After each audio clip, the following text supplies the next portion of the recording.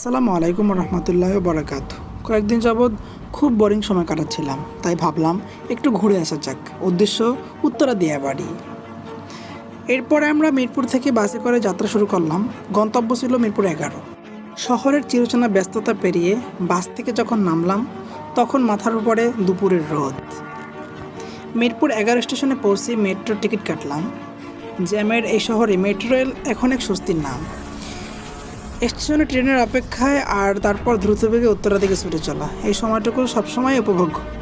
জানালার বাহির দিয়ে শহরটাকে অন্যরকম দেখা যায়। খুব অল্প সময়ে আমরা পৌঁছে গেলাম উত্তরা স্টেশন। সেখান থেকে সোজা দিয়াবাড়ি।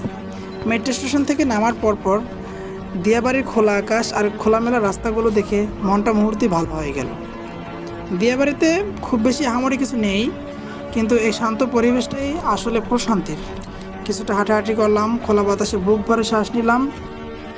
যান্ত্রিক এই শহরে একটুখানি খোলামেলা জায়গা পাওয়া সত্যি ভাগ্যের ব্যাপার।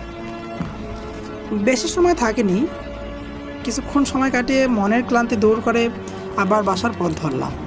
খুব সাদামাটা একটা দিন, কিন্তু এই ছোটো ছোটো ভ্রমণগুলো আসলে প্রতিদিনের একঘেয়েমি কাটিয়ে দেয়। আজ এই পর্যন্তই, দেখা হবে পরের কোনো গল্পে। ধন্যবাদ সবাইকে। সুস্থ থাকুন, ভালো থাকুন। আসসালামু আলাইকুম।